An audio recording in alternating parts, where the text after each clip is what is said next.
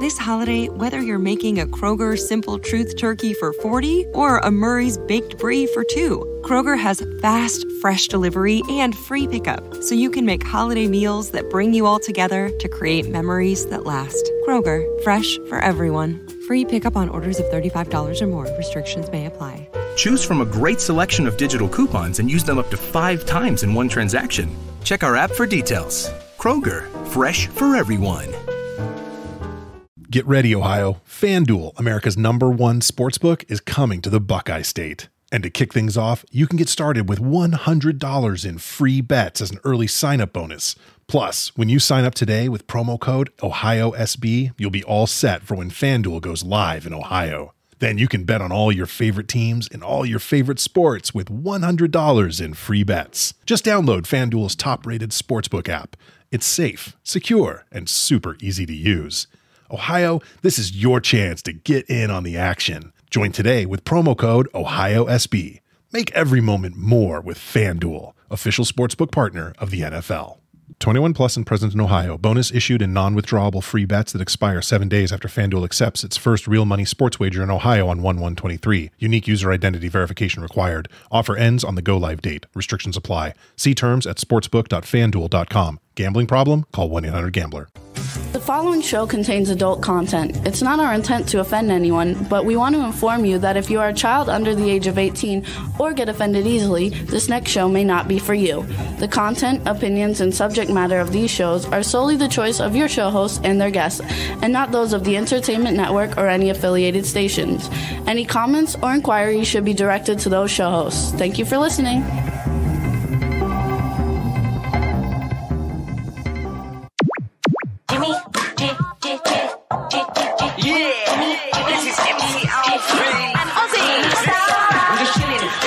Sitting down and designing, where every man in a thinking, what are we gonna be wearing? Yo, I'm a Liverpool MC, you can't test me. Big up the girls inside the party. Let's get down to crazy Jimmy. Big up myself and known as Alfie, the one and only, the Turkish MC. Always love the clothes of Jimmy. Bitch, I'm your wanna be. Jimmy Star, new celebrity. We'll take you out to Jimmy Star.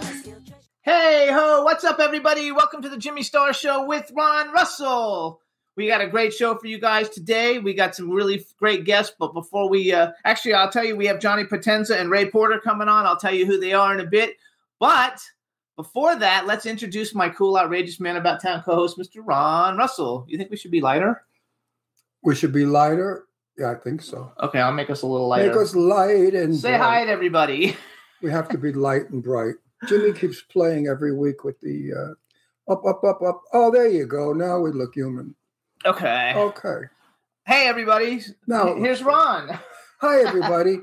I'm tired. What a weekend. Boy, oh, boy, what a weekend. Oh, we went to Sean Kanan's book signing party at 3. Then we had dinner with Sean and Michelle. And then we went to Zack Jaden's Christmas party. Zachary Jaden's party. And we didn't get home till 5:30 in the morning. And we've been tired ever since. And this is like 4 days later. It takes me like almost a week to get back to being normal again. It really is terrible. But we have fun anyway. Now we have more parties coming up, and Christmas is coming up, and then New Year's, and then our party after New Year's will be I call it a crash party because everybody's so partied out they just want to crash. So we just kind of hang out, eat, drink, smoke. Those that smoke, I don't smoke. Eat, drink, and just be with friends. Well, I thought of smoking because Danae still smokes, my friend Danae. Terrible habit. Nobody should smoke or drink for that matter. So we got a bunch of people in the chat room. Let's say hi real quick. Hi to everybody in the chat room. Who are we? Cindy Lady Lake's in the chat room, and Hub Reynolds is in the chat room, and Don Hinton and Jeff Caperton. Hey, Jeff. Hub Reynolds. So I said that already. How are you? Let's see. Dawn, Lady Lake, Cindy. Anyway, there's lots of people. Teresa Sabin. We got a really fun show, you guys. We have Johnny Potenza coming on from Up Late with Johnny Potenza. I've known him for years in social media, but we actually met him when he was here for Michelle Kanan's star on the Hollywood Walk of Fame. He was here staying with them for a week. And then we have Ray Porter coming on, you guys, and we met him at Sean Kanan's book signing Saturday. And he's an actor, been in a lot of things, but my favorite thing is the fact that he's Darkseid in the Zack Snyder's Justice League movie, which for me, I collect that stuff. And he's got all kinds of action figures that I'm going to get for Christmas, whether I buy them or somebody else does. You know what? I never had a son. I have 2 daughters, but I really didn't need a son because I think I've got one. He's like a little boy. I was shopping the other day in one of the stores, and I'm looking at the dolls, and in this very expensive store, these dolls are like $300 and $400, little crappy plastic action figures. And the salesperson came over and he said, "Are they for you?" And I said, "No, they're for my son." I said, "My son collects these things."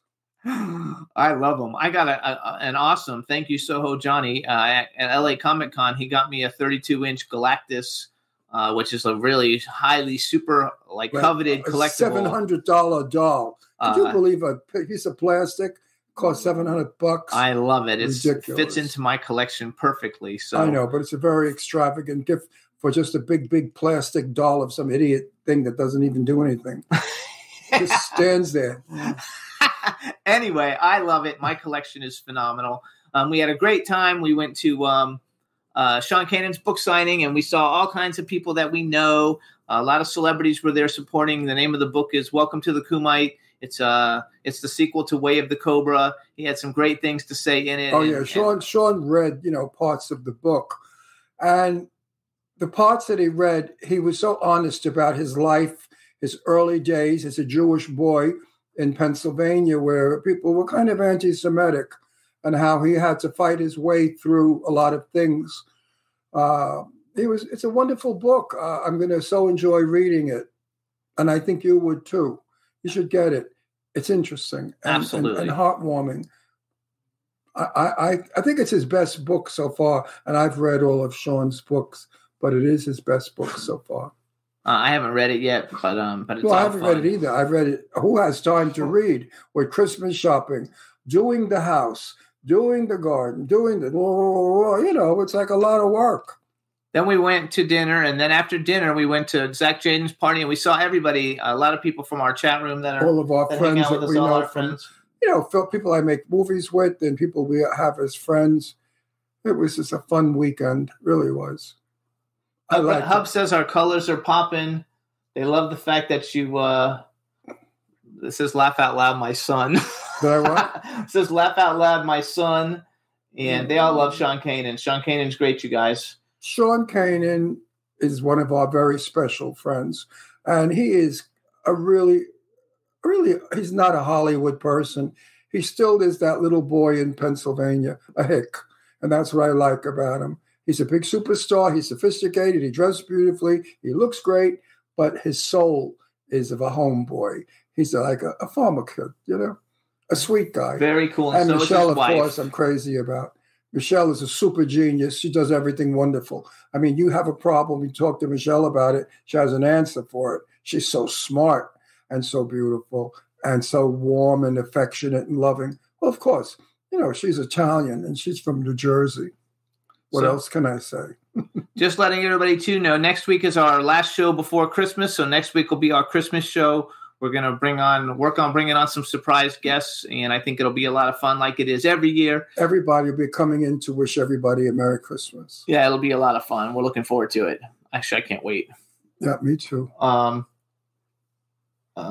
Speak, Jimmy, speak. I was just saying, I know they're talking about how great Michelle is too. Jeff Caperton, because who's saying how great Michelle is? Jeff Caperton says he calls her and she always gets back. People that know Michelle will agree with me. Look at all the way we're doing like 1 million people. How does that happen on the television? That's back there. Yeah, but why are so many of us? Look at it. That's a feature. Juan's probably doing that. Oh, Juan, are you doing that? Because it looks like I look like a caterpillar. Look, I do. I look like a caterpillar with a head. Look, I swear to you. Or cobra. I look like a snake. Get rid of that, Juan. I don't like that junk. Juan, make us look just one behind us. Can you do that? No, that's because you're showing your own feed. Oh, how do we do that? What am I showing because it's behind us. What does that mean? Oh, no, it's in the feed behind us, too. It never did that before. Yeah, it has. We've had it on a bunch of them before. I'm not sure how we get that off of there. Where I look like a cobra. Yeah, you look like a cobra. We want to welcome B. Claudia joined us. It's her mother's, I think, 90th birthday or something.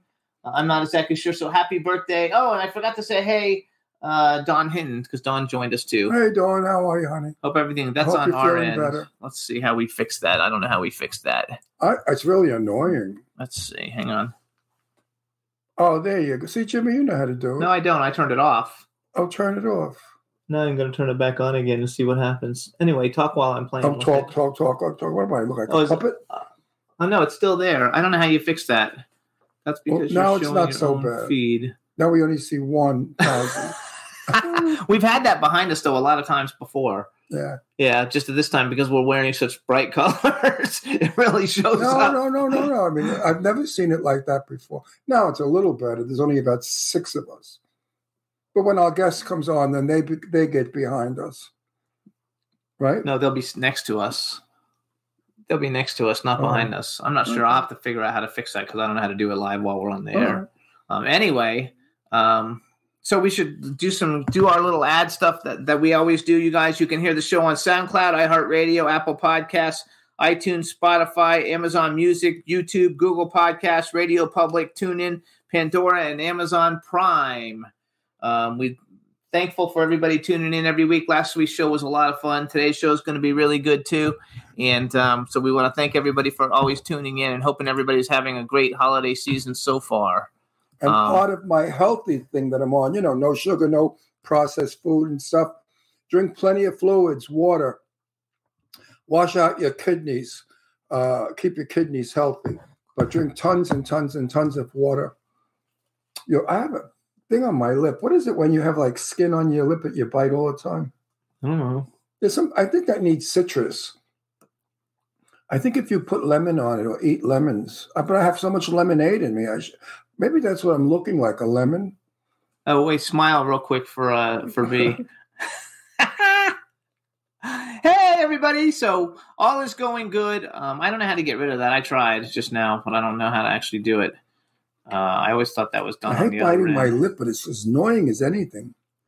Okay. Anyway. Okay, well. What is that from? Anybody out there know? Please let me know. Talk for a minute. Now what are you doing? I don't know. I'll see if I can. Visual background.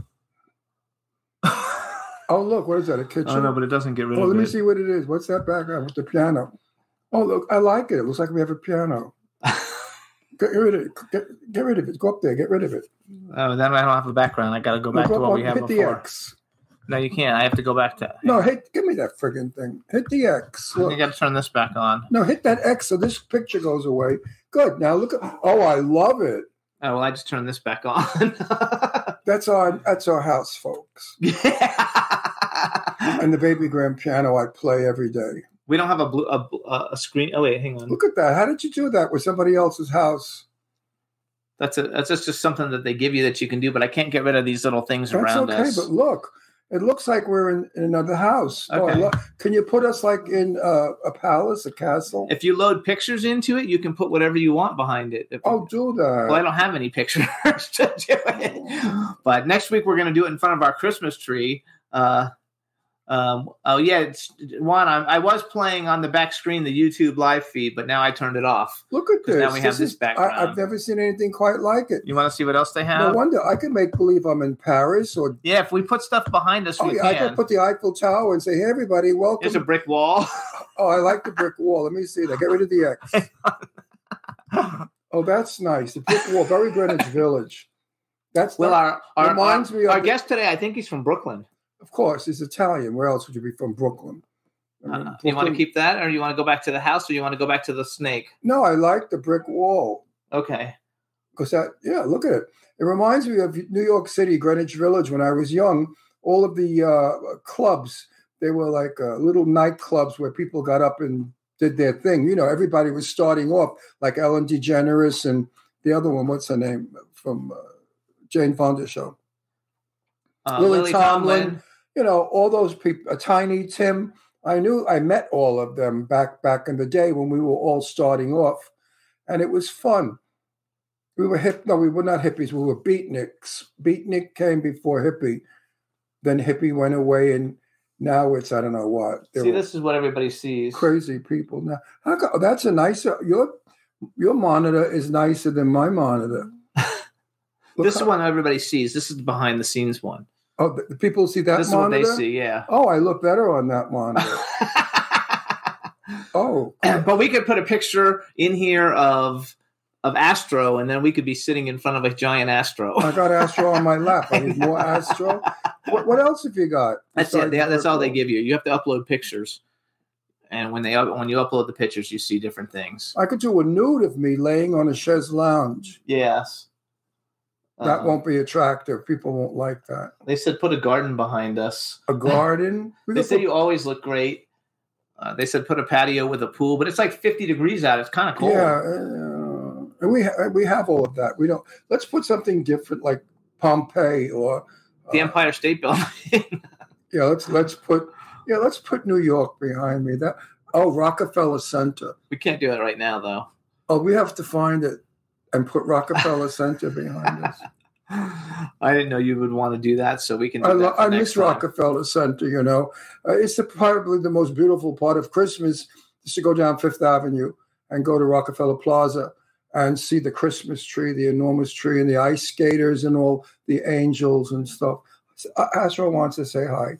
Hi. Say hi to everybody. There you are. Look. Oh, my God. Isn't he's he beautiful? So cute. He is my love. Ow.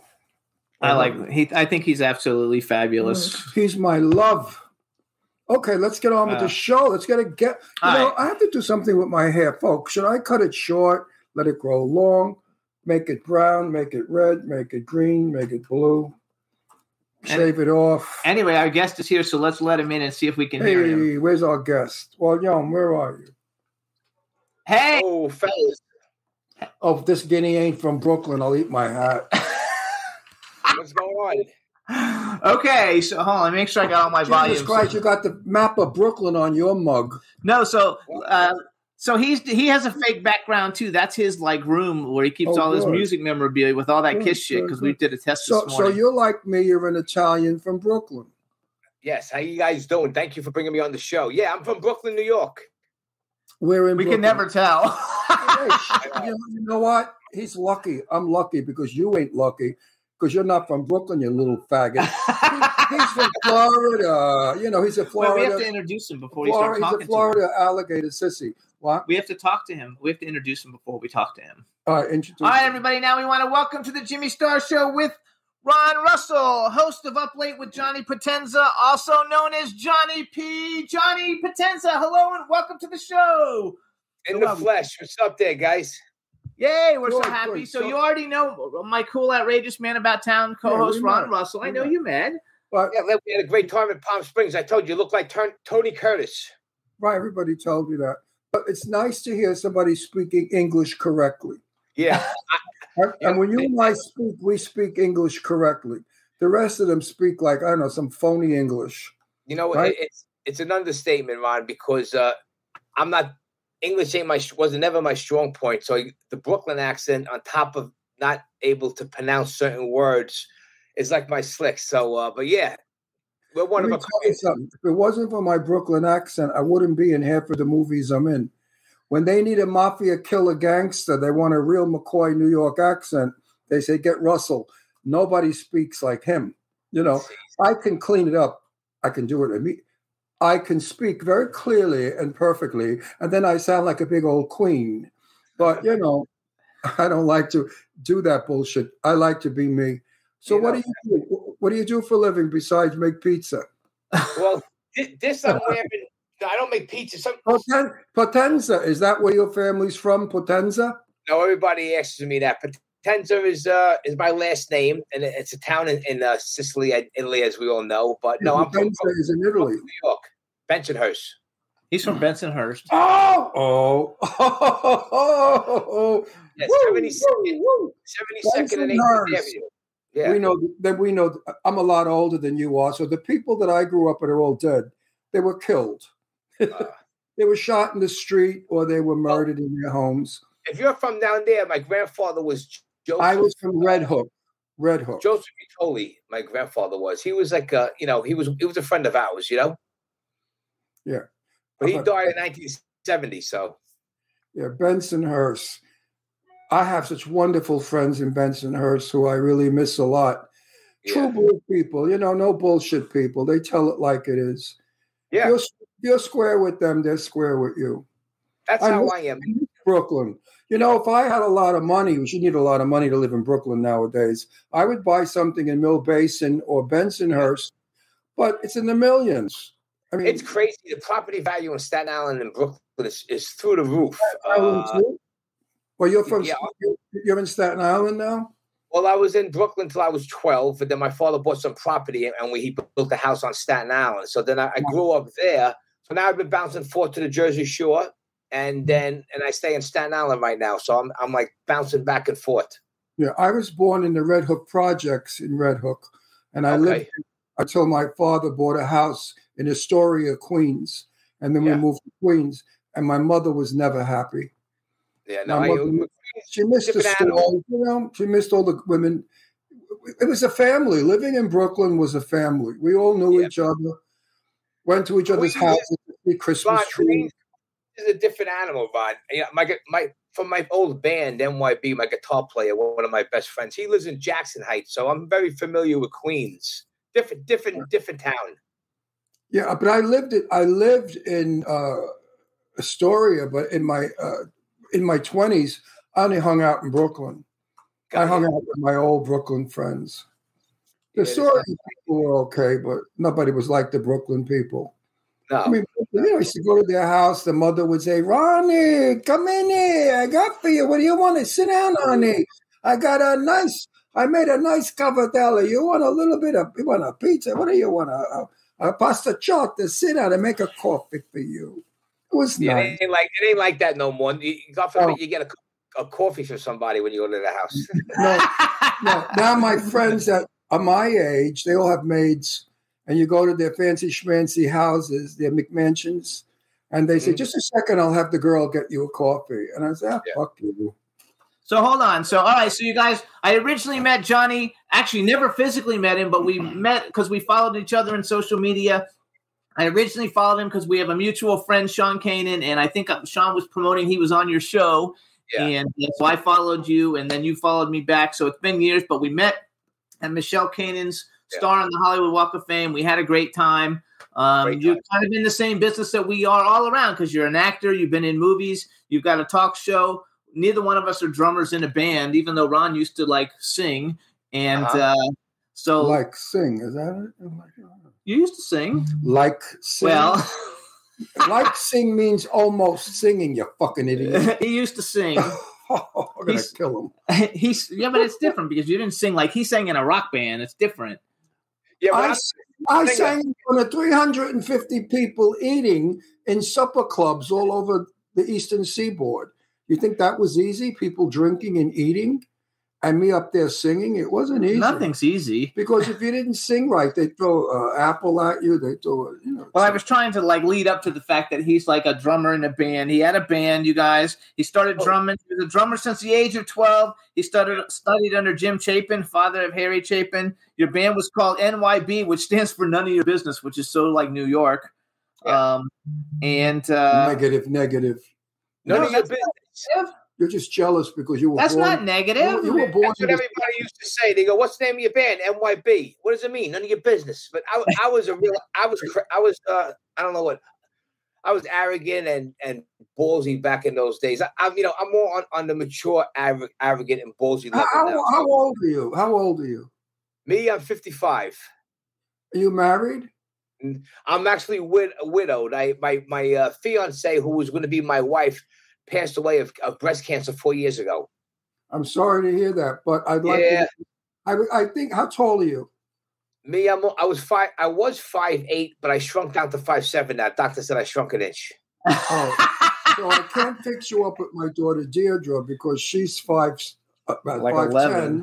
Yeah, I don't like girls that are taller than me because then I got to do some mountain climbing. You know. No, but I have my daughter Leslie, who looks like Michelle Pfeiffer or Grace Kelly, who was Miss Long Island, Power's #1 model. She's a gorgeous blonde with green eyes, Italian, of course.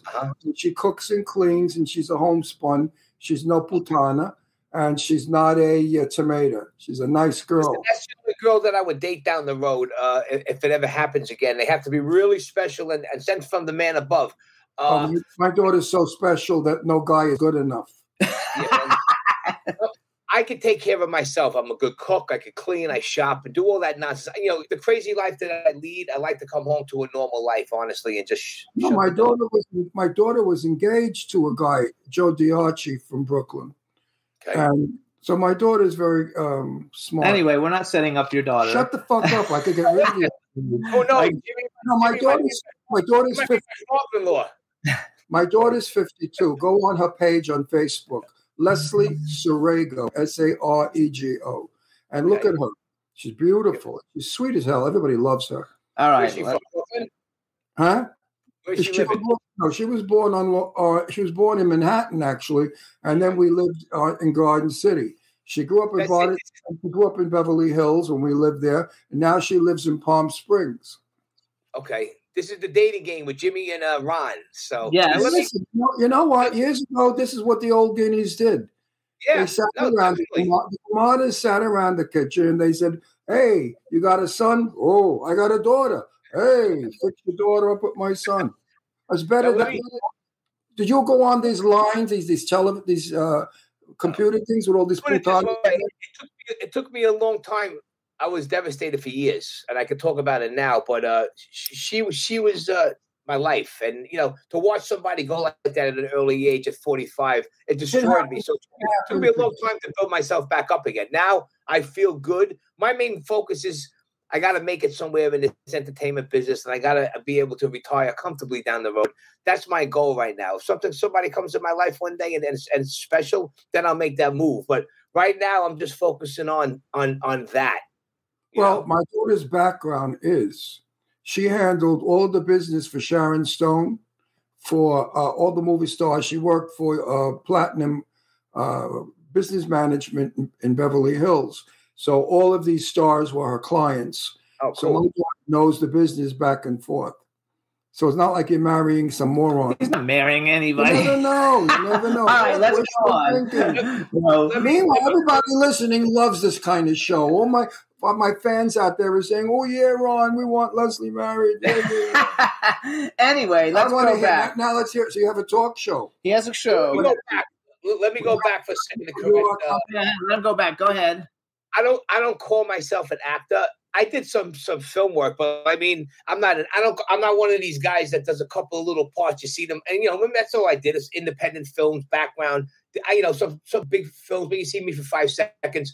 I don't put on my profile that I'm an actor. I'm a talk show host. I'm a musician. I'm a drummer. I am a character actor though. But I mean, if there is any directors out there that want the next James Cagney meets Joe Pesci, he's sitting right here.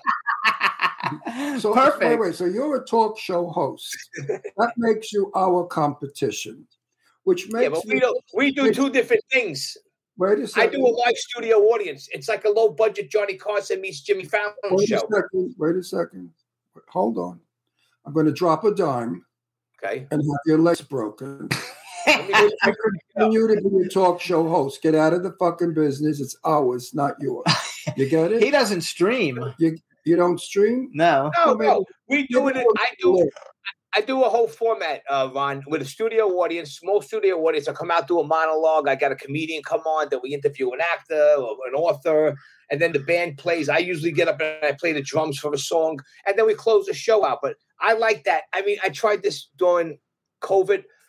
It's not me. I like the vibe because I'm a performer as a drummer because I was playing bars at 15 years old back in the day. So, I mean, and I can still play, and I've been practicing a lot. I mean, my main goal is just to see if I could get the back end to get this show onto a streaming network or a paid cable network that's going to give me commercial advertisers, We actually know a lot of the people. You don't do drugs. Do you any more drugs? No.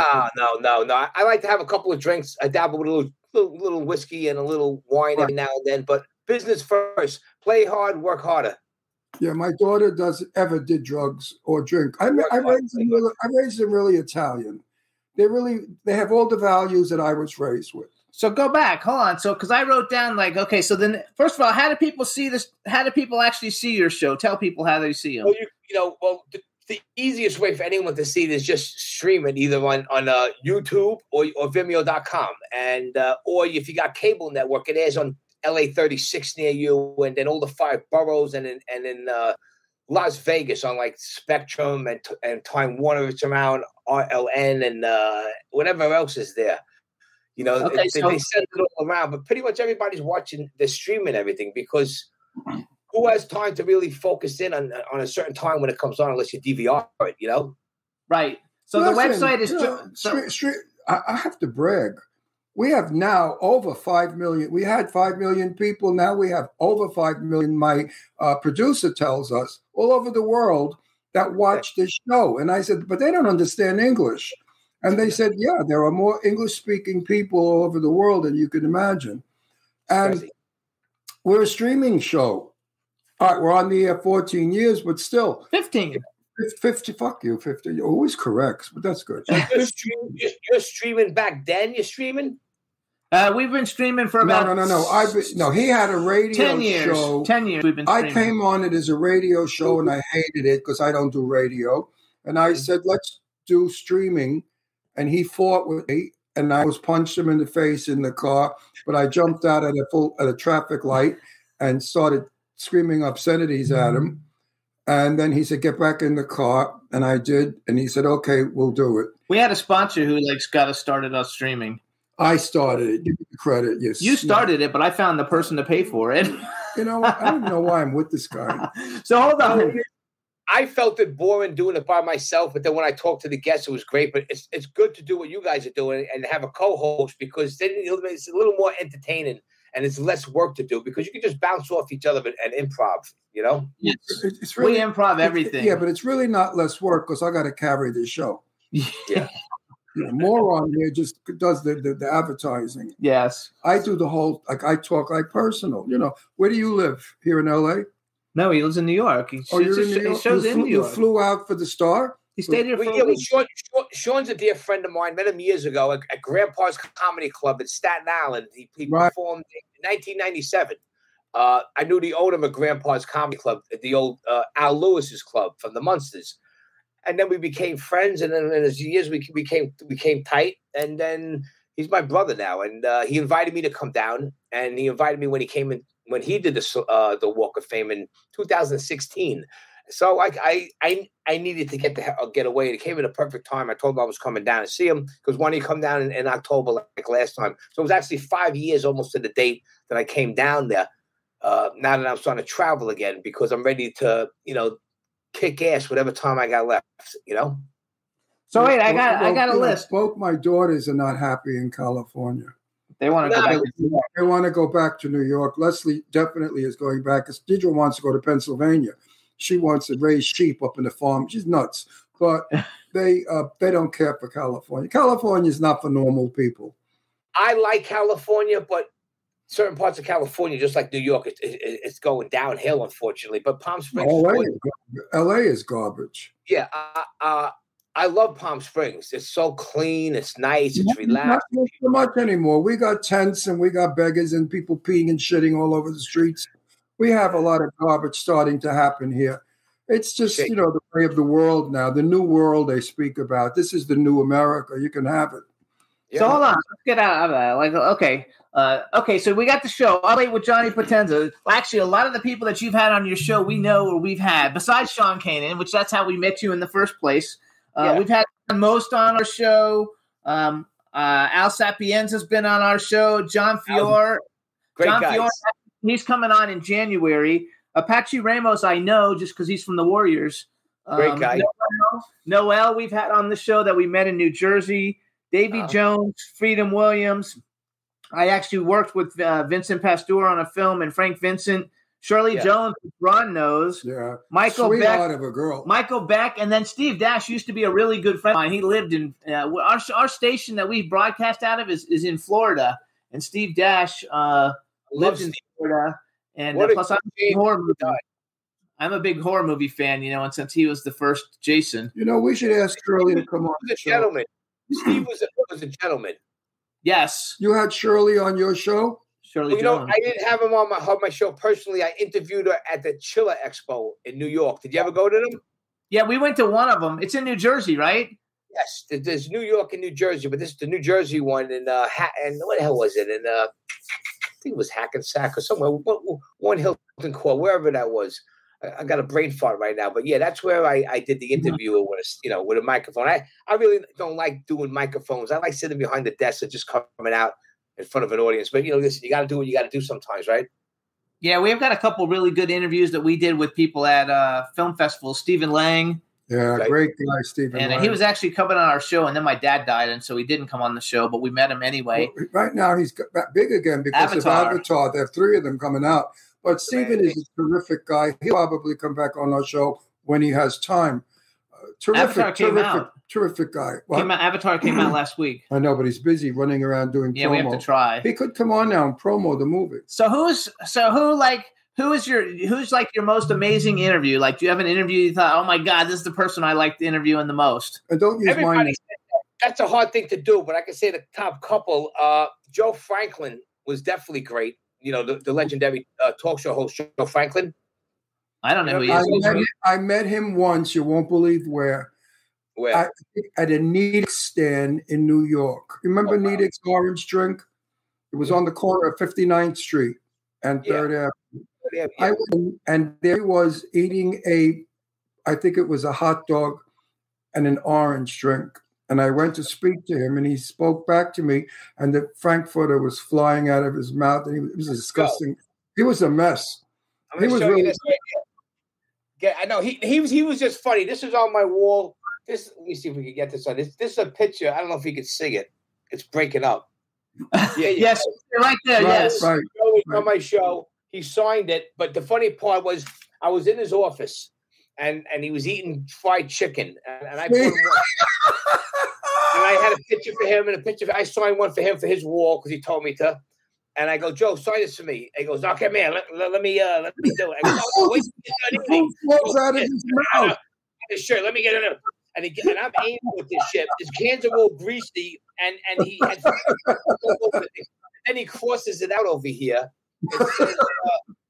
It says, John, you crossed out a great talk show host. All the best, Joe Franklin. So I got it. There were fingerprints on it, and I wiped them off. But that's a classic. When I spoke to him, he was spitting Frankfurter at me. I thought he was disgusting. But for those of you out there who don't know who Joe Franklin was, he had a television show a million years ago where he brought on all of the old vaudeville people and movie stars that were nobody anymore, and he kind of gave them a little shot in the arm so people would know who they were. That was Joe Franklin, and the show was called, I think, the Joe Franklin Show. Yeah, but he started the talk show back at WOR back in the 50s, and it evolved into a talk show. But he's the king of nostalgia. I think he is. To date, it was like over 500,000 interviews. But I got to meet him like the last 4 years before he died. And the night before he died, I heard he was in the hospital. A friend of mine, Frank Morano, who's a big talk show radio guy on 77 WABC, goes, Johnny, if you want to go say goodbye, go see him. He was at the Mary Hospice in Sloan Kettering, and he was laying there, in hospice. And I'm like, Joe, how you doing? He's like, not too good, kid. And like he was in a lot of pain, and he goes, "Thanks for coming." I was in there about 5 minutes, and I left, and then he died the next day. I really got hurt over that because I look. He was like a mentor to me, and he taught me a lot of stuff, but not as much as that I could have learned. But he gave me enough to go out there and do his thing. He wasn't no Johnny Carson, but Johnny Carson wasn't Joe Franklin either. Like Joe Franklin was an encyclopedia. Johnny Carson was a man's man entertainer, and everybody watched Johnny Carson. Joe Franklin had a limited audience, Well, he was on Channel 11. Yeah, and then on Channel 9. And Channel 11 was not a great station. I was with Shelley Winters the night before she died. She was in not a hospice, it was a private nursing home. And she had gotten very skinny. And I said to her, now you can go back to wearing your sexy dresses, a good push-up bra, and look sexy. And she said, yeah, I'm going to do that. And as I left, I said, now remember, you promised to come on my show. And she held my hand and she said, Ron, I promise. Yeah. And the next day she died. I was so upset. Yeah. I mean, so upset because it's horrible to say goodbye to, as you know, I'm sure you're well aware of it. So when somebody dies and you know them. So B. Claudia in the chat room. B. Claudia is from Germany, which I don't know if we had you say hi. Say hi to everybody in the chat room because they're all like writing notes about you. So just say hi to everybody. Hey, how's everybody doing? What's going on out there? There you go. She said that in 1997 they made a documentary about Joe Franklin. 50 million Joe Franklin fans can't be wrong. That was excellent. That's on YouTube. Joe Franklin told me this. He said, he goes, once you start to make, like, once a celebrity starts to make it, and then they make it big. So, like, he used to see, like, he started out Barbara Streisand. Once she got huge, and she used to see Joe Franklin, she used to cross the street. And then she says, he said a lot of big celebrity names would like, avoid him, except, like, Bill Cosby, Frank Sinatra, Bing Crosby used to come back. Then you get guys, I don't want to remember that they were broke. But we had to be on like a public access show. Sorry, they just rang our doorbell, and so the dogs. Somebody's delivering stuff. I see it now because I had a handful of people that made it big, like Pete Davidson. Made it huge. Forgot about everybody. You know. You knew Pete Davidson before? Who? Pete Davidson. I was the first guy to ever do an interview with Pete Davidson. It's posted on YouTube. February 26, 2010. He was 16 years old. That's a pretty big deal, though, to have interviewed him, before, because he's such a huge star now. Yes, you can't go anywhere. You can't look at any gossip rag without him being like on the cover of every fucking thing that there is, every publication in town. But you know what I find the shit asses of today, the jerks that think they're stars, the snobs, and they pull that shit. I knew Betty Davis. Betty Davis was the most down-to-earth regular Joe you ever want to meet. Yeah. She hated people that were phony and stuck up. Yeah. Oh, if you came on the bullshit artist, she walk away from you.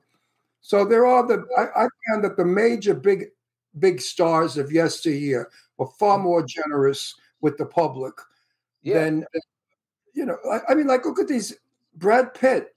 He was on a movie. A friend of mine was on a movie with him, and they said that Brad Pitt wouldn't speak to anybody. He did his lines and went in his trailer, came out and did his lines, went back in his trailer. I mean, who the fuck do they think they are? They're not. Today they're somebody, tomorrow they're begging for attention. Yeah, no, that's what it is. So wait, go. Okay, so he was one. Who are some of your other ones that you enjoyed a lot? You know who was great that you guys, if you didn't have her, she was wonderful. She was one of the biggest reality stars, Big Ange. I don't even know who that is. Big Ange was from the Mob Wives. You remember when that was out? Yes. Oh, yeah. She was a character and a half. Then they gave her a spin-off to Big Ange show. She passed away from breast cancer. That was Gotti's daughter's show, right? No, that's Karen Cavano. She's one of the other mob boys. It's not Gotti's voice. It was Sammy the Bull's daughter. Gotti's, right hand man who ratted out the crime family. She had a TV show too. I actually. Victoria, I'm talking about Victoria Gotti. Oh, okay, that was a different one. All of these reality shows are silly. Back in the day, the mob would have never went for all of that shit. When the Gotti was around and the Columbos and all those guys, they would have shut those down right away. Like they almost shut down the Godfather back in the day. They called to them and said, "Look, now we're not airing that mob wife shit. We're not airing that stuff." First of all, let me clear one thing up. There's no such thing as the mafia, and there never was. So let's get that point across to everybody. It was the newspapers and publicity. There were a group of Italian people who were nice and took care of their neighbors, and they're lovely people. But Ron knows what he's talking about. Yes, but one thing, the Italian people, they didn't want anybody to give them attention. They did everything they could to not be in the limelight, not be noticed, because they were not show-off people. So if somebody did something like a TV show about the so-called make-believe never happened mafia, they would be very upset and probably kill you. Wait a second, because I wrote down that you... Right, there's no such thing as the mafia. You know that. You know, like John Gotti was very entertaining, but he brought down the Columbos, the Gambinos because he was a show off. Yeah, but John Gotti gave more money to more people and helped. Oh, I mean, I can tell you stories about women, people had children that needed surgery, operation, didn't have money, and they went to John and told John the story, and John gave them money. I mean, these guys maybe were tough and rough guys, but they had hearts of gold as well as hearts of stone. It depended on who you were and what you did. But there was no mob. There was no such thing as the mob or the mafia. Honey, I was just trying to sugarcoat it. If I had to say who's my favorite gangster, I would say John Gotti. If my mother heard me say that, next time I see her, she'd hit me in the head with a pan. Well, I will never even suggest that I ever met or knew him because I never met him either. I liked his style and I liked what he did for the neighborhood. But he was, he showed off. He should have been a little more low key, You know, my father's generation. I have to tell you, my great uncle was Vincenzo Vincenzani. Oh wow! He had all the tablecloths and napkins in New York City back in 1910, 1911. He was the Black Hand. There was no such thing as the mafia. He was what was called the Black Hand. And anybody that didn't launder their tablecloths and napkins from him, they blew up the restaurant. They put it on fire. But that was because the Italians were so persecuted and nobody was giving them work and they were starving in the streets and they had to feed their family. So they had to resort to this sort of behavior in order to survive.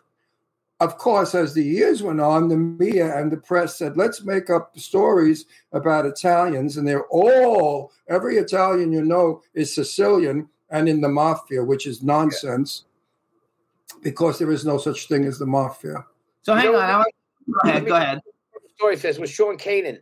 He's funny because we had like this inside joke. We don't do it no more, but like years ago when I came down there, I go, let's. He goes, everybody thinks they're extra me, you're Italian. I go, make believe like I'm a connected guy. I go, so when you introduce me, say this is my friend Johnny Potenza. He's a friend of ours. So he did this back 2016 to everybody. By like the next day, people are giving me free drinks. They're buying me dinner. They're giving me this. They're giving me that. They're like asking me stories. And me and Sean are cracking up.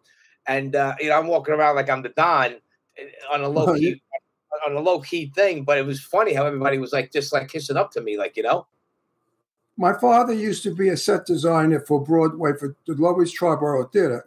Then my father became a union delegate for the Painters Decorator Union. And when I used to tell people my father was a delegate with Schoenfeld and all those guys, they say, oh, Ron's in the mafia. I'm not in the mafia. The first was no such thing as the mafia. And secondly, I'm not in the mafia because I'm gay. The mafia, if it did exist, would not have a gay guy in it. So get over that fucking story real quick. But let me tell you this, up you with the construction. What you asked me for, what do I do? What pays my bills? I'm an old-time Italian plasterer, guys. So I do the old-school Italian plaster that's in all the old houses, Ron and Jimmy. With the wood lath and the brown coat, the Venetian. You do scratch first and then plaster over it. My father used to do that. Yeah. We do the wood, the brown coat, scratch coat, 3 coats of white, lime and plaster polish. Boom. Hard work. I'm starting to feel it. I hurt my neck back in July doing the Palace Theater in Manhattan. We were doing a ceiling for about a month, and then 3 discs popped. I'm just starting to get better now. I'm like 80% better. But it's a tough trade. Good money, but I'm trying to get out of it. There you go. So hold on, because I wrote down that your first TV show that you did. So you've been doing the TV thing for a while. You had a TV show called The Gangsters of Rock where you showcased local and popular rock bands along a backdrop of classic mob movies. So you like the mob thing. So you want to mob movies. He was lying. He was making these stories up. There's no This is the deal. When I was with NYB, we did a lot of fun stuff back then. What you see back here was my old Kiss studio. But if you look in the back, there's a desk. Let me see. All right. And we used to move everything out of the way. We used to sit the guests here, and we had 3 cameras, and we filmed it down there. So it was the Gangsters of Rock.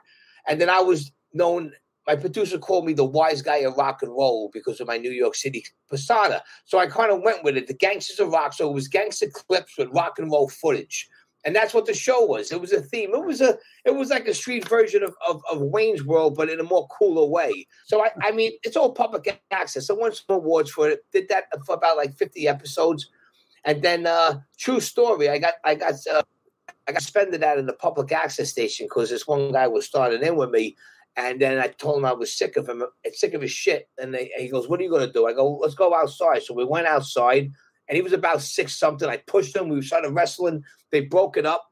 And then they suspended me for 6 months. Then it went a year. Then it went to 2 years. And I had to get my lawyer, my entertainment lawyer. And I got back in there after 3 years. Laid low, learned my lesson. Then like 3 years later, I started the Late Night with Johnny P show. And I never turned back. And that's the story there, you know. The music business got me in the entertainment business.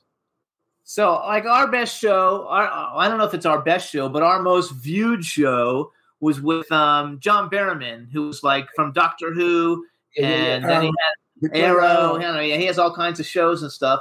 And when we stream, so when we brought him on, like when we brought you on, he was like making out with a blow up doll, kissing a blow up doll. So anyway, we got 10 million plays on that one show because the guy's really popular. Do you monetize? You monetize this, I gather, right? We're working on it. Yeah, now we're working on it. What makes our show happen is it's real. Yeah. There's no Hollywood here. Everybody, I tell people, when you watch our show, make believe you're in Brooklyn in my kitchen having coffee and Entenmann's crumb cake, and we're all talking with our friends. And that's why we encourage our guests when they come on not to be Hollywood. Don't do that. I'm doing bullshit. Let Jimmy brag for you. Don't you brag because you look like an idiot bragging for yourself. Jimmy does that. You got to be humble. I'm the comedy relief guy. I do the jokes and the crazy shit, and it works because our show really is a reality show. It really is real. You guys are funny together. You got a good chemistry.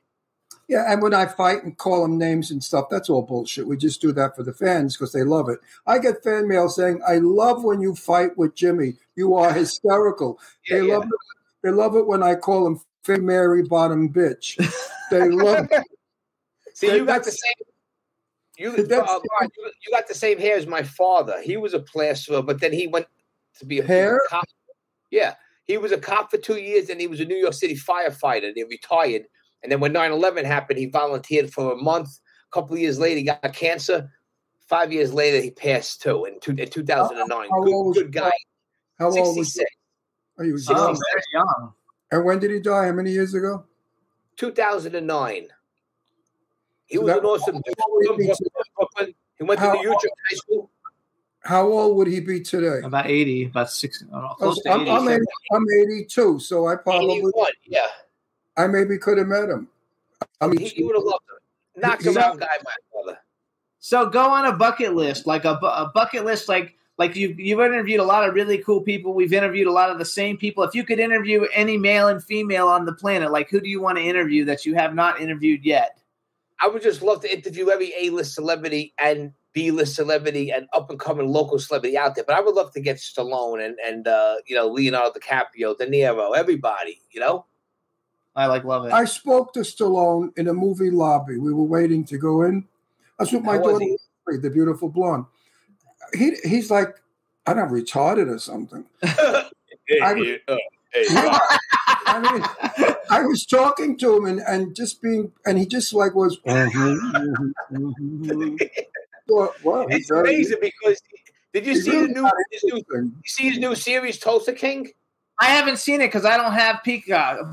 Paramount. I'll give you my password. I'll text it to you. You guys watch it. It's excellent. I have a good Stallone story.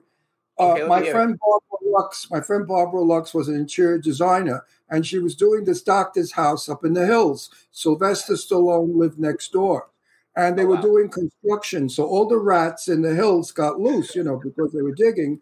And Sylvester Stallone was sitting on his front steps with a rifle shooting the rats. This is the truth.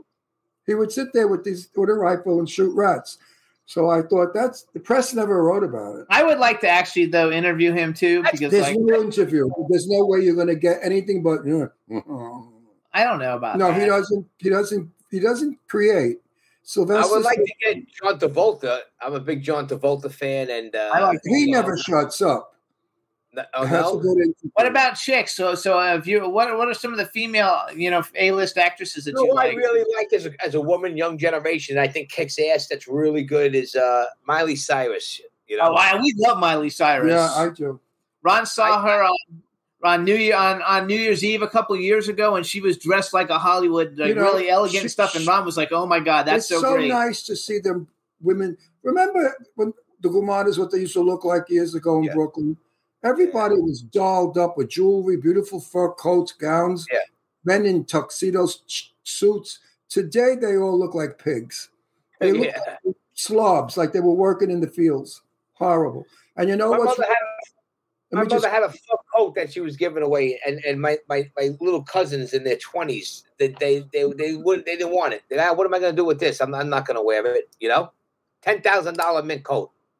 You know how stupid they are today, the young people? You're young only once. And if you don't make yourself beautiful when you're young, when you're old, I don't give a shit what you do. You're never going to look beautiful. You're always going to look old beautiful. So they don't care what they wear. They have the phone on them. That's it, No, do not waste your youth looking like a slob because you'll never get it back. Dress beautiful young, right? Yeah, 100%. What's your favorite pasta? It depends on my mood, but I mean, I'm a regular basic guy, but I like regular, meatballs and pasta and rigatoni and meatballs. But I mean, I like aglio with shrimp and aglio with like scallops and aglio and oil. It all depends on my mood. Chicken parm. My daughter's a great Italian cook. I do a great sauce. It simmers for 6 hours, 5-6 hours. Are you Sicilian or Napolitano or Sicilian? Both. Oh. Yeah, I'm Napolitan and half Sicilian, half and half. Well, how do I look over there? Because over here it looks like I'm white as a ghost. It looks like I got a cold. No, you actually look like you have suntan from our side. No, you look Italian. Give me a break. Are you kidding? No, it is. I got Italy on your map. Please. I'm a little overweight these days, but what are you going to do? You know what? Not sugar. I did. I lost a lot of weight, and I feel great. That shit. Well, that's what I heard you talk about, the whole sugar thing with you guys. I mean, really, get the processed food and the sugar. My brain cleared up. I have more energy. I feel younger. I mean, how could you feel younger than 82? But I do. But eating crap food. No, he eats garbage. He's going to be dead soon. But I'm going to insure him big. So wait, so you didn't do any, you're not an actor, but you are a character actor. But just in case anybody wants to check out any of these things, I wrote down, you made a movie called Made in Chinatown that has fucking good people in it. Fifth Borough, which has a lot of really good people in it. The Irishman. Yeah, the Irishman. Yeah, well, not an extra. I play a day player. So Ellen Lewis. You're a feature player. Who Ellen Lewis is, right? Yes. Ellen Lewis, biggest casting director around. She saw my show in Manhattan, and then she says, "I want to get this guy in the movie." So they contacted me. I thought it was my friends busting my chops. So I called the office. I said, "Okay," and then she told me, "They go, Ellen Lewis wants to talk to you." So I get him on the phone, and then I go, "What?" And then then it was her. It's like, I go, "Why me?" She goes, "I saw your cable show. We're looking for new faces for the future, and you got a character actor, look." And, I mean, that's a good movie, Irishman. That's really big. Let me tell you something. If you lived here in California, I wrote a movie about a woman that's a bookie and her husband's supposedly the make-believe mafia. And it would be a partner for you. You could have played, because I'm only casting people from New York with real New York accents. Did you film it? Huh? Yeah, we're working on it now. Michelle's directing it. Sean's in it. I'll come out there and I'll fly out there. But the thing is with the Irishman, let me finish the story. So I did 2 big reads with her. She gave me this part for Skinny Razor. A lot of people auditioned for her, but I didn't. That was my first really big interview audition, so I was nervous. But she wanted to keep me in there, so I was credited in the credits as Wise Guy number 3 on the wedding scene. But you see me, they focus right on my face. I was 5 feet away from De Niro, Pesci, and Catherine Narducci is a dear friend of mine. De Niro didn't look at us the whole time. I saw him. He finally looked over. Like I wasn't, because I don't stare. But if I went like this, and he looked at me, and I went like this, and he went like this, and then he went like this. He gave me 3 seconds of his eyes, and then that's it. Did you meet? We had a friend on that movie. He's an extra, Thomas Benefucci. Okay, I don't know. Ben Viega. I don't know how you pronounce his last name. Benevian. Wait, though, you did some horror movies too, though. I wrote down Bound by Debt, Jersey Shore Massacre, A Cold Day in Hell. So you got 1, 2, 3, 4, 5, at least 7 movies. In my movie, well, there's a couple of the independent ones. I got lines and stuff in them and stuff like that. Yeah, but put it this way: if I really put myself out there all those years, I would definitely have a lot of credits and maybe be halfway somewhere. But the thing was, I spent half my life in the music business. I had a record label called Shinebox Records. Once that all fell apart, we had to close shop. By the time I was almost about 39, I had to start life all over again. So the last, say, 15 years, I've been breaking my ass in construction. And if I were to put that down and go full-time and try to do auditions and make it as an actor, most likely I'd be poor or be in the street down the road. So this public access allows me enough to have a platform and work in the meantime, and then hope for the best.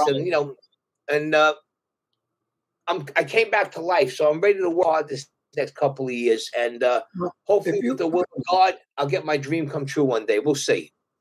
If you come in my movie, you'll play Fingers. Okay, that's your name. Yes. What do I do? Cut fingers off? You're a pickpocket. Okay, that's cool.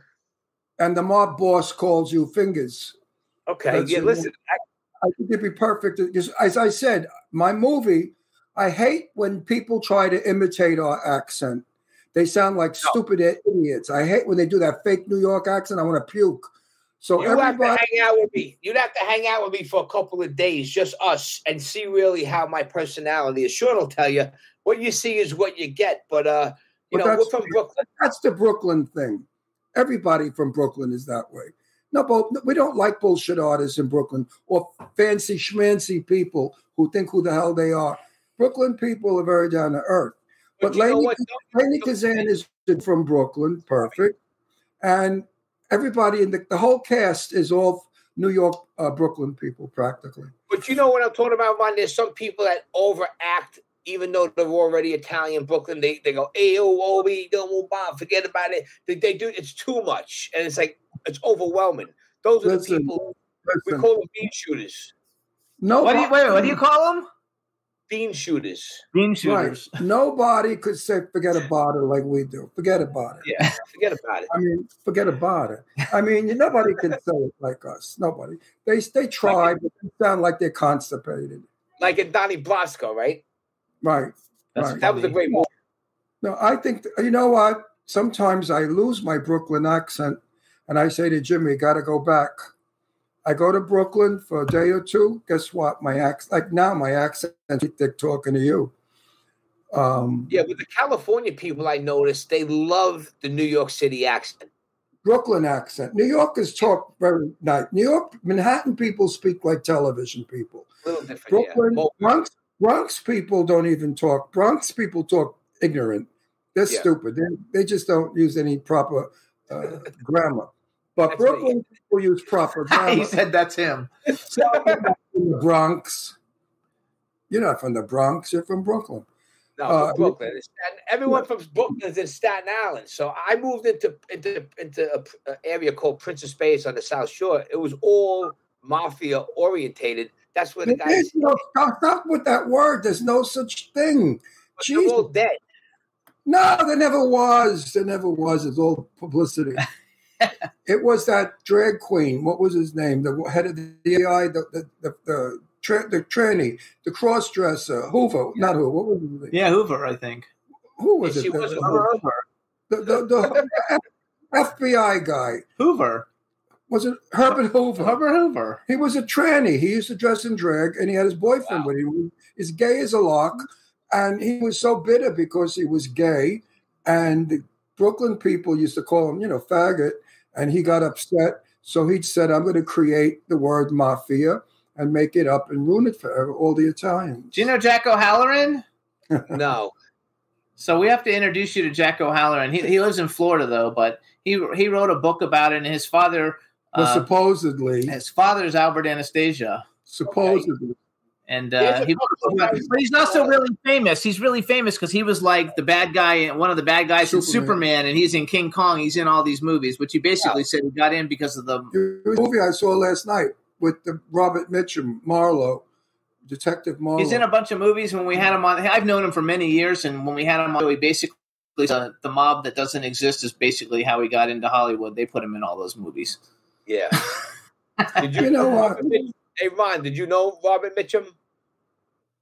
No, but my buddy Jane Russell, who was my dearest friend in the world, she hung out with Mitch. She called him. She loves him. They were good friends. We watch a lot of his movies. Yeah. He's a good actor. I know about him because Jane and I used to talk about him. And she used to say to me, Mitch was a lot like me. Mitch didn't like fake people. He was very, very outspoken. He didn't have a filter. Robert Mitchum would say whatever he felt like, whether you liked it or not. He was a true blue guy. And she also said that she drank him under the table. And boy, could he drink. Yeah. Jane and I were friends, buddies, like brother and sister for many, many years. She was a terrific lady. I love her a lot. So, I just want to give out some stuff because we only got about 5 minutes left. So you guys, if you can find out more about Johnny, you can follow him on Instagram. It's Up Late with Johnny Potenza, Potenza. His website is johnnyptv.com. I like the whole Johnny P thing a lot. And like everybody knew, we have another friend named Johnny Parati, and he was like, "Oh, what a great name this guy's got!" You know, when I put the thing up on Facebook. Johnny and stuff. Parati, there we go, JohnnyPTV.com. Every day they throw him off Facebook. He's in Facebook jail like all the time. Of course, he's an outrageous Republican, and he talks about it. And Facebook, you're not allowed to be a Republican. You know that. You have to only be Democrat on Facebook. If you're a Republican, get in trouble walking outside my house, but I never. Jimmy Star Show with Ron Russell listeners. Ron and I just discovered an amazing dog food for our rescue babies, Astro, Shazam, and Brandy. It's created by veterinarian Dr. Marty, and it's called Nature's Blend. Our dogs love it. There's zero artificial preservatives, additives, fillers, or meat meal. It's a premium freeze-dried raw formula made of North American turkey, beef, salmon, and duck. Nature's Blend supports your dog's youthful vitality. It's easily digested, creates a soft coat, and gives your dog healthy skin, which are all attributes of having a happy, full life. Astro, Shazam, and Brandy love Nature's Blend. It's pantry safe and can be served wet or dry depending on your dog's eating preferences, and I love seeing my dogs, who are finicky eaters, loving a dog food that's actually good for them.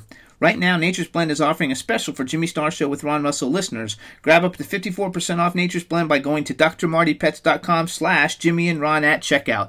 Plus, they offer a 90-day return of your purchase price. That's drmartypets.com/Jimmy and Ron to get Dr. Marty's Nature's Blend. This holiday season, Peloton's got a gift for you. Get up to $400 off Peloton Bike, Bike Plus, or Tread packages. Choose the package that's right for you with accessories like our cycling shoes, a heart rate band, non-slip grip dumbbells, and more. Peloton, fitness that stays with you. This limited time offer ends December 25th. Visit onepeloton.com to learn more. All access membership separate. Offer ends December 25th, 2022. Excludes Bike, Bike Plus, and Tread Basics. See additional terms at onepeloton.com. The Venture X card from Capital One gives you more of what you love, like premium travel benefits and access to Taylor Swift tickets. Oh, I do love her. Earn 5 times miles on flights and 10 times miles on hotels through Capital One Travel. Enjoy your stay in Suite 13. Whoa, 13? That's Taylor's lucky number. Plus, get access to Taylor Swift The Eras Tour, presented by Capital One. Maybe I'll see you there. The Venture X card from Capital One. What's in your wallet? Terms apply. See CapitalOne.com for details. I never got into trouble on Facebook. Oh. So okay, we got a couple of minutes left. As a band, did you open for anybody big ever? Yeah. You know, I opened up for, you know what, my idols were Kiss. My first Kiss concert was in 1977. The Kiss Love Gone Alive 2 tour. My father took me. But after that, I knew I wanted to play the drums. But as years went on in the 80s, Kiss broke up as we knew. But in the 90s, Peter, Chris, and Ace Frehley, who were the original members, were touring solo. So I got to open up for my idols a couple of times. Then we opened up for Twisted Sister and guys from Guns N' Roses and Cinderella and Quiet Riot. And then that band was Barrage. Then the band broke up, and then we started NYB in 95. But Richie Scarlett, who was Ace Frehley from Kiss's guitar player, produced 2 of our records. You can set them on iTunes. I get royalty checks every couple of months, $8, $20. But never made it to the radio. I got one for 69 cents. Before Ron was on the show, before I was with Ron, the show was around, and we actually had Richie Scarlett on back in the day, like a long time ago, and we actually met him at Chiller. We actually met him at Chiller. You got to get Richie back on. He has a new book out, released in the UK, that's coming to America now. It's the Richie Scarlett story. It's like a 350-page booklet of his life and pictures. I'm having him on the show in a couple of months, but I could tell him to email you guys. Yeah, we'll totally have him on. He's great. Do you know the Wise Guy Show? Yeah. I was talking with them the other night. We love them. In the summer, they do this wonderful Italian festa in Jersey. Yeah. And I missed this year because we got screwed with work. But next summer, I'm definitely going. So you got to come too. Definitely. Freddie's a good friend. I'm bringing my daughters. Like maybe I could get rid of my daughters there. No, we love Freddie. We went to the event. They've all been on our show. Ron's been on their show. I love those guys. Do you know Al Bandero? Yeah. Well, I don't know him personally. I'm trying to get in with him. I just only met him a couple of times, but I know friends who know him. Okay, I'm actually producing a movie with him that we're going to shoot. That we're going to shoot in New Jersey. We get it more organized. I can't wait to get back east. Yeah, I love it. There's nothing like it. All right. There's a restaurant in Brooklyn. Doesn't matter. Next to the funeral parlor where they used to put all the people they killed. They used to put the funeral. Italian restaurant that I have to go to. You know what I'm talking about? It's over. It's in my mind. Wait a minute. It's in under the elevator. Patrici's, you know. Anyway, we got to go anyway. Best Italian food in the world. I can't wait to go there and eat Italian. Oh, too. We have another mutual friend, Mickey Burns. Mickey Burns was just on his show Saturday. Oh, Mickey's a good buddy. We love Mickey. Mickey's the man. Yeah, Mickey's a good guy. He's a pal of ours. So you guys, go ahead, shout it out. Yeah, Elaine Shapiro. I'd like to say hello. Oh, Eileen. Yeah, hey, Eileen. Yay. Elaine. Sorry, Eileen Shapiro. Hopefully, I'll be talking to you in a couple of months, and everything looks good with you guys. I'm glad I got to meet all of you. It was a pleasure meeting you guys. I'm super glad with you. So you guys follow Up Late with Johnny Potenza on Instagram. The website is johnnyptv.com. It's just the letter P. Follow him on social media. He's a great guy. We're going to be doing stuff together in the future, and it was great having you on. I hope you have a very Merry Christmas, and we'll talk to you soon. You too, guys. You guys are big class acts and love, and Meshers, Happy New Year, and I'll see you in the new year, right? Absolutely. Yeah. And your accent is music to my ears. Forget about it. Forget about it. What are you talking about? Thank you, guys. Talking about? Give me a break already, huh? What are you talking about? Sean Kane and Michelle, I love you. I'll see you later. Absolutely. See you later, baby. Merry Christmas. Buon Natale. Buon Natale. Bye-bye, Johnny. Buddy. Bye, Johnny. What a great guy. See, all right. Brooklyn people, really wonderful people. Real quick, you guys, we're going to take a quick music break, and then we're coming back with our second guest. This is CeCe Peniston. The name of the song is Are You Ready? I think you guys will like it. Check it out. Here we go. Take it away. Song? My CeCe? No. The song. I thought CeCe was Enjoy it, you guys, and then we're going to come back with Ray Porter. Here's CeCe Peniston. Are you ready? Are you ready? Are you ready for love? Are you ready for love? Are you ready for love? Are you ready for love? Are you ready for love? Are you ready for love?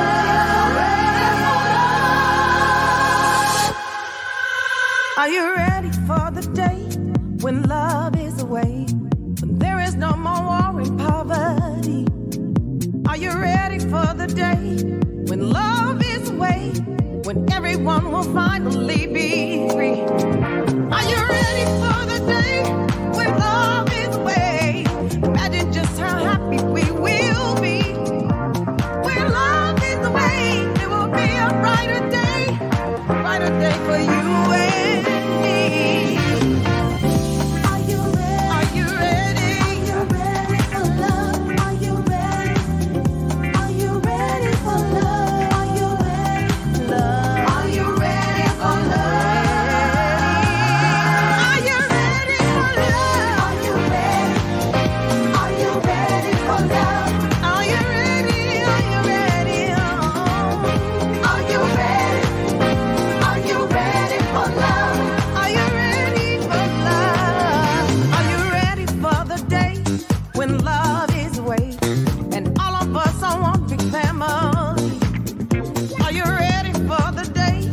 when love is away, even though we sometimes disagree.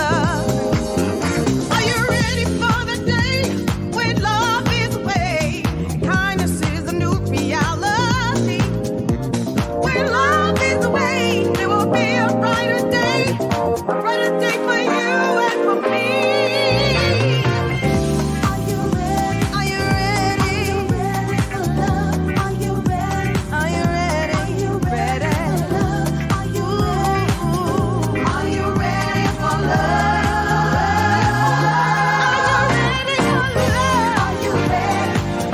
Are you ready for love? Are you ready? Are you ready? Are you ready for love? Get ready. Ooh, get ready. Oh, even though we disagree sometimes, we need to be ready. 'Cause love is the way.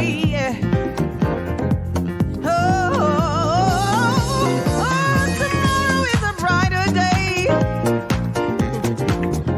day for you and me. So we need to love one another. Yes, we do. So tell me, are you ready? Are you ready? Are you ready? Are you ready? Are you ready? Are you ready? Tell me, are you ready? Are you ready? Are you ready? Come on over and get ready. I said, come on and get ready. I said, come on. Are you ready? Are you ready? Are you ready? Are you ready? Are you ready for love? Tell me, are you ready? Are you ready? Are you ready? Are you ready for love? Are you ready? Are you ready? Are you ready for love? Are you ready? Are you ready? Are you ready for love? Are you ready? No more. Are you ready? No. Are you ready for love? Are you ready? Are you ready? Are you ready for love? Is the only way. Are you ready? Are you ready? Are you ready for love?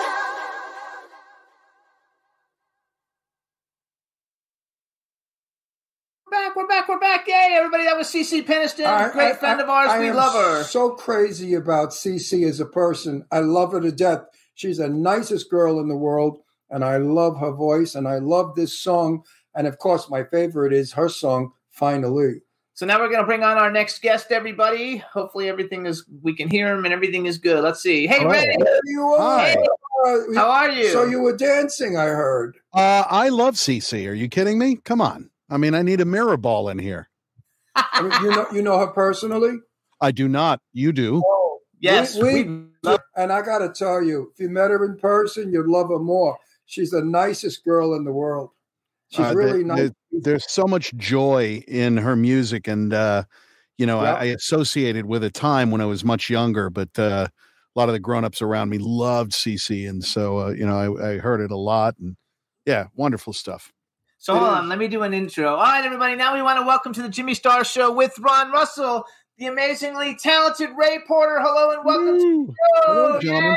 Yay! So I thought I would dress appropriately because I looked at a couple of your previous broadcasts, but Ron is like resplendent, and I should have broken out, something else here. No, you're fabulous. So I have a question. So first of all, everybody, we actually, most of the time we bring people on that we've known a long time. We just met Ray Saturday. He was at Sean Kanan's book signing for Welcome to the Kumite, and Ray had just met Sean in Dubai as they were both over there signing autographs because they're both like famous superstars. And so he was on the show, but he had like really long hair. So you didn't cut your hair, right? All you did was have it's all tied back. Okay, because he's got long, like hair, and it was freaking. So it was great meeting you. And how was it being in? Oh wait, so you know my co-host Ron Russell. I do. I chat do. Room with people. Say hi to everybody in the chat room. Hello, everyone in the chat room.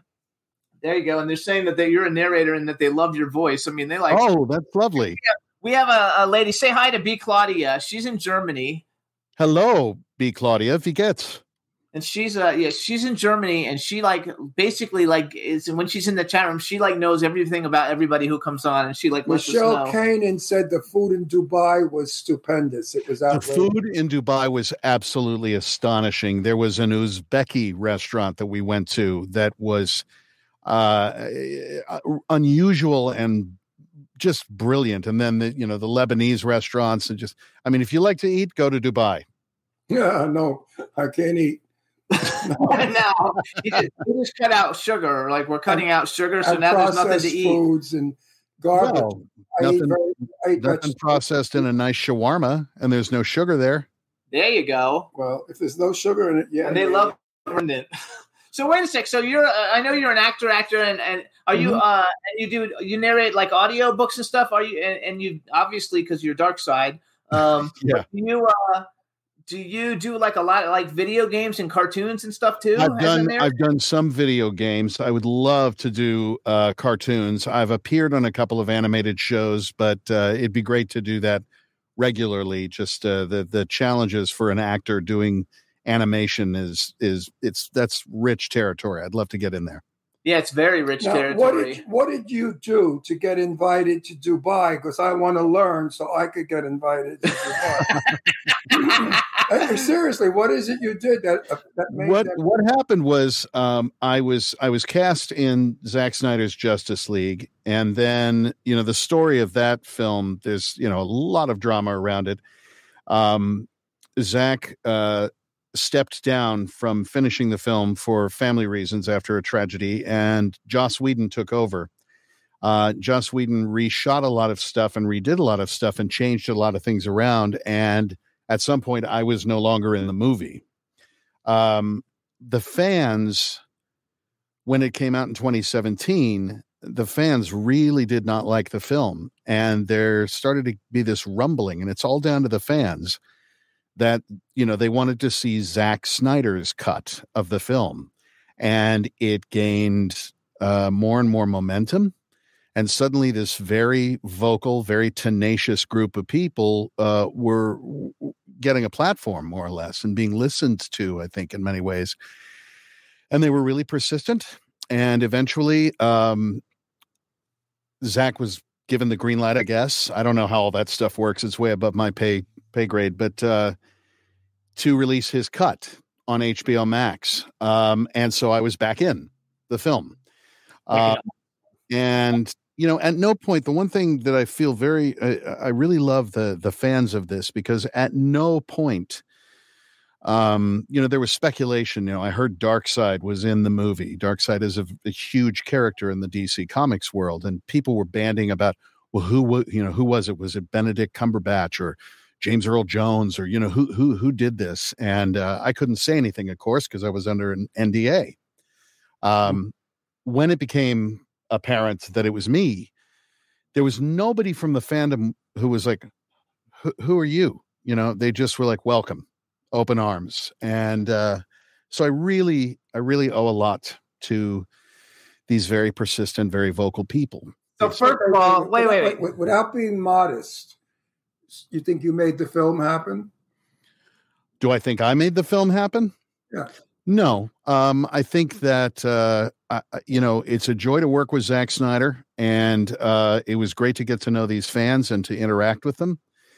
But it was the fans who made the film happen. It was obviously Zack and his team in completing his cut that made it happen. I had my part in it and was proud to do that. I got to work with Kieran Hines, Peter Guinness, two brilliant actors. And I was very proud of that. And so to have it come out, you're fucking Darkseid, dude. That's a fucking huge character. I mean, to be the first live action Darkseid. And I mean, I'm joining, a pretty impressive list of people who played him before in animated things, Michael Ironsides and Jonathan Adams and some of the, some amazing actors. Now, Ray, forgive me. Yeah. I'm sure a lot of people out there are stupid like me. What the hell is Darkseid? There's nothing stupid about it. I didn't know either until I got cast. He's a sort of an uber mega villain in the DC Comics world. Oh, yeah. So he's like the big bad. He's a god. He's like, really terrible. Comes from a planet called Apocalypse. Okay. So, kind of does what he says on the tin. And I didn't really know a lot about him either until I was cast. That has to be a fun role to play. So much fun. So much fun. So I have questions. First of all, okay, Yes. so and we'll talk about all the things that you do. But since so I basically collect superhero stuff, and I collect. I love that stuff. And now that you've been on the show, I told him that you've got all kinds of action figures. Here comes the pitch. We're going out. No, it's not a pitch. But I didn't think that the first Justice League. I mean, it was all right. Yeah. Zack Snyder's one blew it. It was like way better, than the first one. Well, when he was allowed to tell his story, I mean, look what we have. It was wonderful. That's the thing. Anybody who ever works with Zack Snyder will say that not only is the man a genius, but they would work with him under any circumstances. So basically, though, that to answer Ron's question, yeah, you got invited to go to Dubai because you're Darkseid. Basically, yeah, because Comic Cons happen all over the world, and it's a chance for fans to dress up and just let the freak flag fly, and you go and you sign autographs. I think I'm going to write a script, Light Side, and I'm going to play Light Side. I think that's a fabulous idea. I get to go to Dubai. Yes, absolutely. Absolutely, and it has way better skin. Yeah. Were you a superhero? Like, were you a fan of superhero stuff? Like, no, I never was. I always had respect for comics, and I had a lot of friends who collected them, but it was never really my thing. I grew up in a house of New York actors, and so I was listening to jazz and opera my entire life. And comic books were like, I kind of was aware of them, but it wasn't a thing really. And it was, it wasn't until much later when I realized just how important it is to so many people. And I respect it a lot, but I was woefully ignorant. And so when the movie came out and I had comic book fans coming up and asking me really in-depth questions about this character, I had to study because I just didn't. I mean, I was an actor playing a scene, but for them, there's history and weight to this stuff. It's like 20 years of doing Shakespeare taught me that people will bring their expectations and they will ask you stuff based on their knowledge of it. And it may not be the same as yours. It's like me, I was out there, trying not to get hit by the sword and remember my lines. But for them, it's a whole other thing. No, I was the president of my comic club. Like my neighborhood, we had a comic book club. I was the president of the comic book club. See, that's what I mean. People who are devoted to it are really devoted to it. As a kid, I was really all about Marvel. As an adult, I'm way more about DC for some reason, and especially Batman. Like I have all kinds of cool Batman shit. Oh yeah, I do still have my old Corgi Batmobile from when I was a kid. I have one. Yes, I have. I always loved Batman. Yeah. So what about though? Then do you? Because I know that you have 2 Funko Pops. Yes. And then, but because I was like looking at Walmart and they have Darkseid. They have other Darkseids from the Justice League movie. So it would have to be. It doesn't say Zack Snyder's though, so I don't know if it's the same thing. I mean, it looks the same. It should be. Yeah, I'm gonna get it. Should be. Yeah. or you know what? Next time, you're in town or something, I'll just bring you one. That's okay. Next time I'm gonna bring them. Next time I'm in town, I'm gonna call you and we're gonna go to your house so you can sign them off. Sign everything for you gladly. I told you it was a pitch. No, I love this shit. I was super excited. So you guys, we were at this thing on Saturday. Sean Cannon's book signing. Wait. Let me just finish this. But you're going to go in a long play. I want a quick question, a quick answer. Okay. Where are you from in New York? Manhattan? That's not a I was born at Manhattan Lying In Hospital and lived in Lincoln Towers until I was 2. So right off of West End there, and then moved to Kokomo, Indiana. Oh, wow. What a big difference. Yeah. I mean, it wasn't a culture shock for me. I was 2, but, Wow. Yeah. That's why you don't have a New York accent. That's why I don't have a New York accent. Yeah, you definitely don't. I was wondering why you didn't. So I was okay. So we met him and he had long hair and he was at the thing and I didn't know who he was. I didn't know that he was Darkseid, but all these people were walking up to him and like taking pictures with him. So I just walked up to him and said, I don't know who you are. I was like, but you got to be like fucking somebody because everybody's coming up to you. And that's how we started talking and I invited him to come on the show. So how long have you been acting? Glad to be here. Sorry, I have been acting since, I went to college for it. I got a degree from Cal Arts in acting and thank God I've been able to keep the wolf away from the door just by being an actor since I graduated. Good for you. About 6 months after I got out of school, I was invited to come and work at the Oregon Shakespeare Festival. Told everybody I'd be back to LA in 6 months. That was in 1990, and my last season in Ashland was 2008. So I was doing Shakespeare for almost 20 years, and I would come down here occasionally in the off season and work TV shows and that kind of thing, but I was doing classical theater the whole time. So they call you an overnight sensation. Yes, exactly. That's me.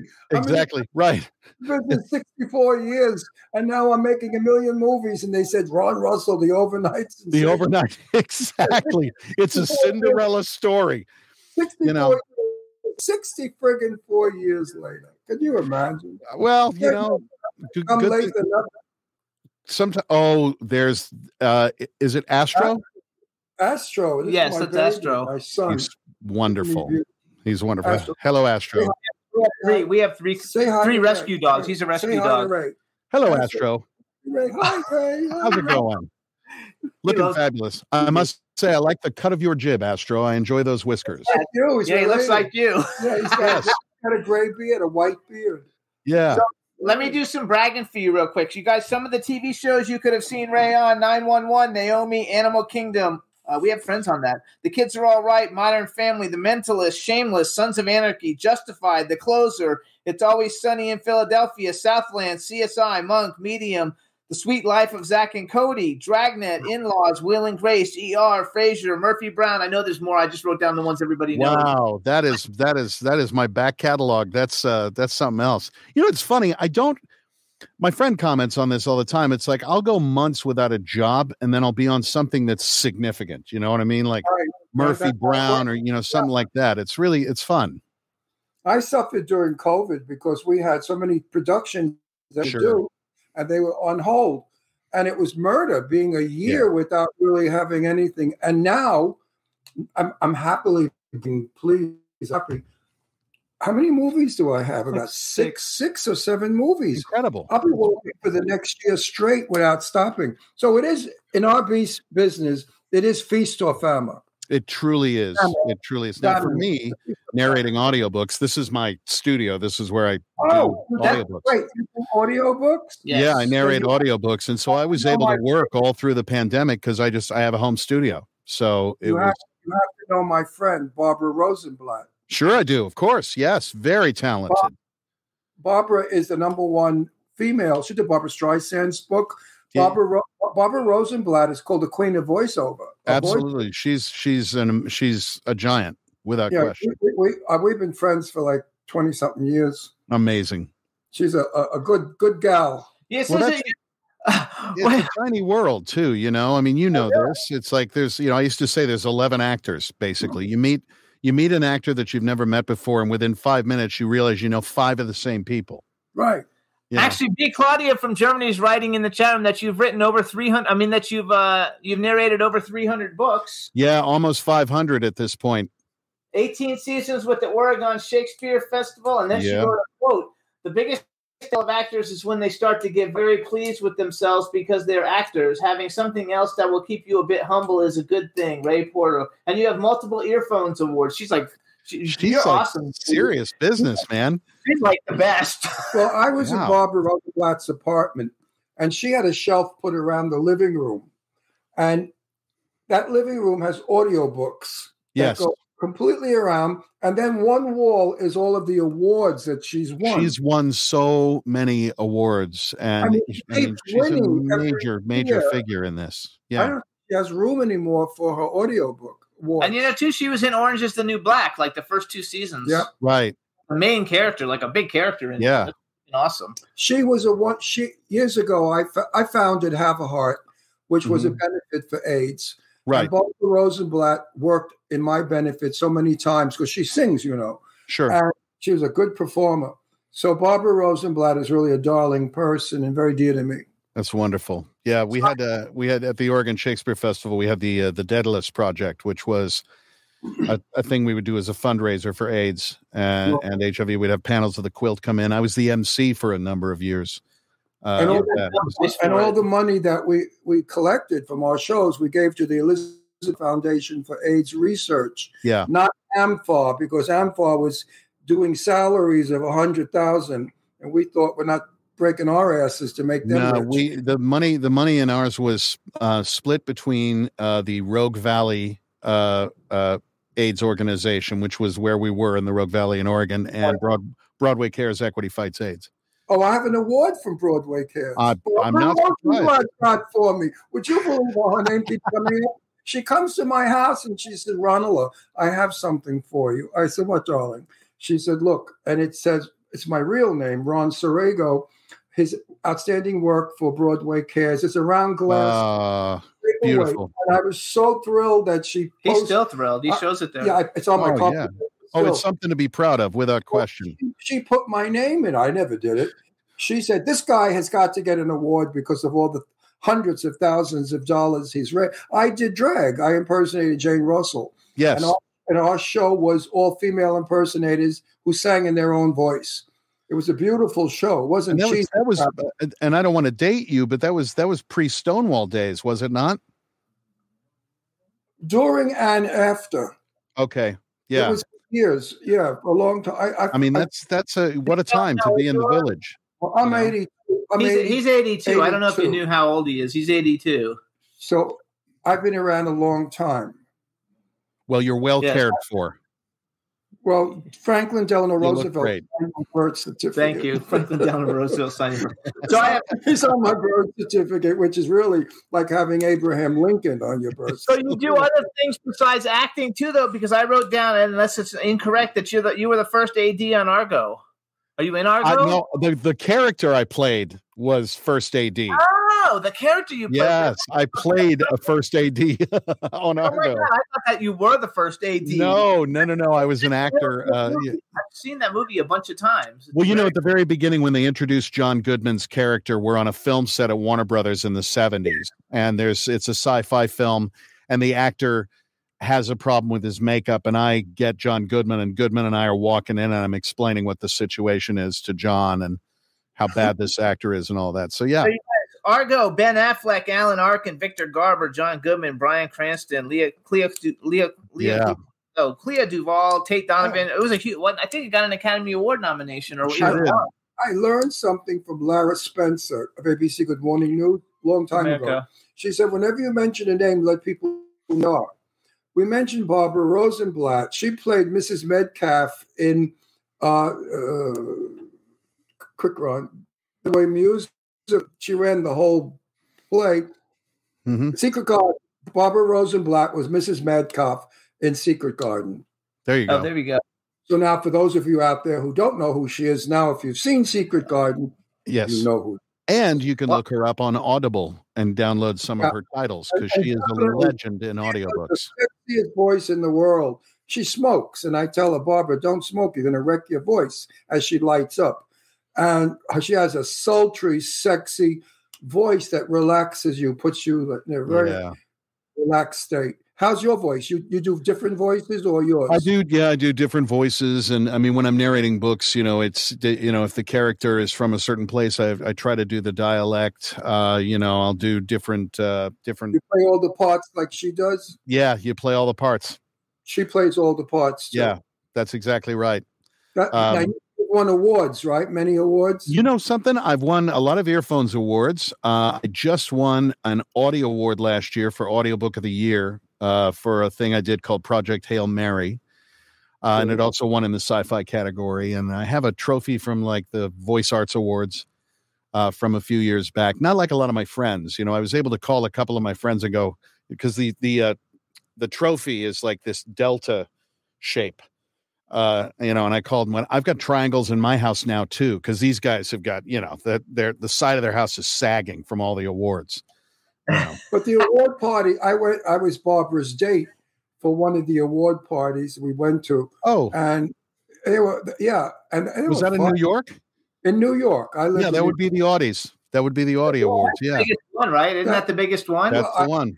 I was her date, and it was a really fun. I think it was an afternoon affair, if I'm not mistaken. It might have been late afternoon, but it was really a fun thing. And I've met all these interesting people and all the people that do voiceovers, and they all have beautiful voices. The room was filled with lovely sound. Sonorous. Yes, exactly.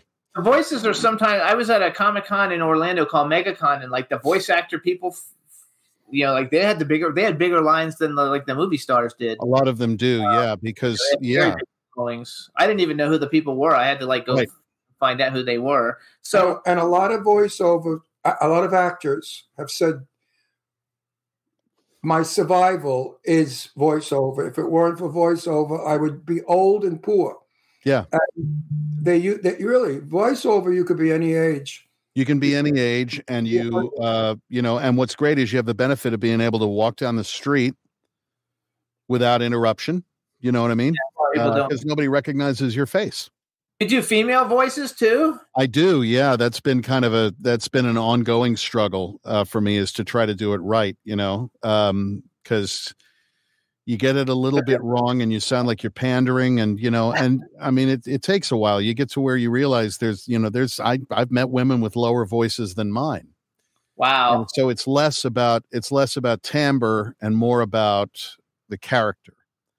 I did Jane's. I sing in a woman's voice, and I talk in a woman's voice when I perform. Incredible to me that you sing in a woman's voice. I mean, that's just yeah. He hasn't done it in 30 years. So. I'm looking for trouble, and I don't care what the people say. It doesn't matter what the people say, what the people say, what the people say.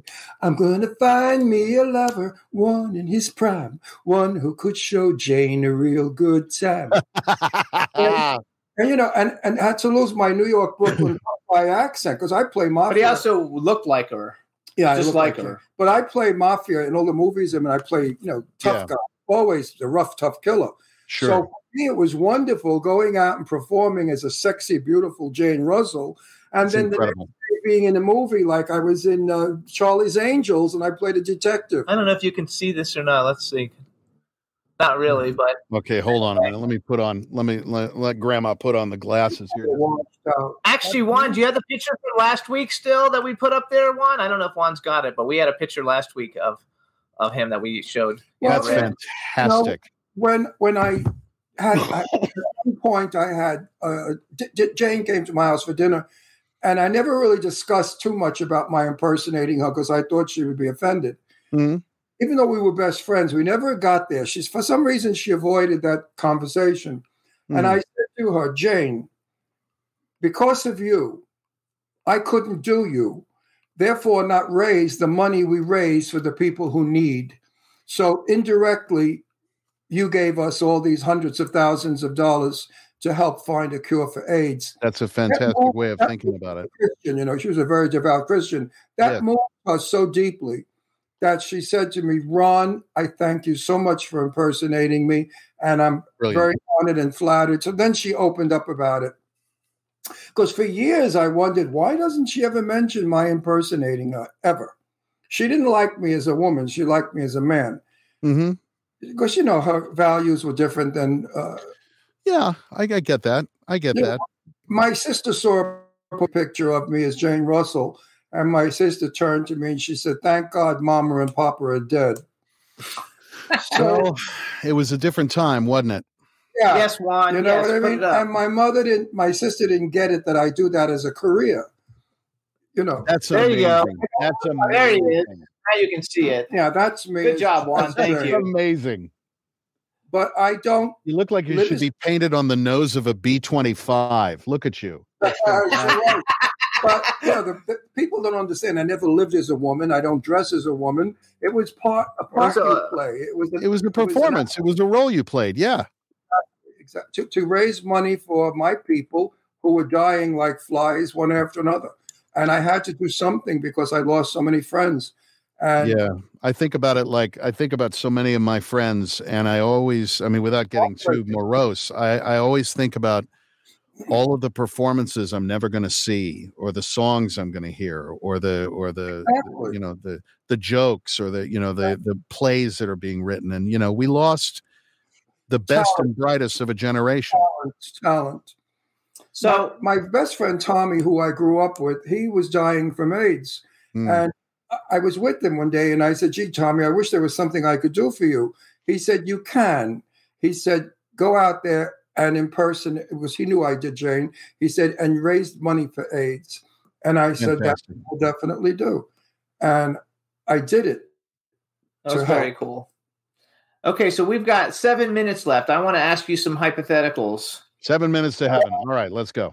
7 minutes to heaven. First of all, real quick, did you have fun doing the Runaways? Because like the real, I like actually love everybody in it. It was Kristen Stewart, and she's like one of my favorite actresses. Yeah, I had to flip a cigarette into her face about 12 times. I'm gonna I'm gonna watch it again now because I'm actually and now I forgot her name. What's oh fuck? Who's the blonde?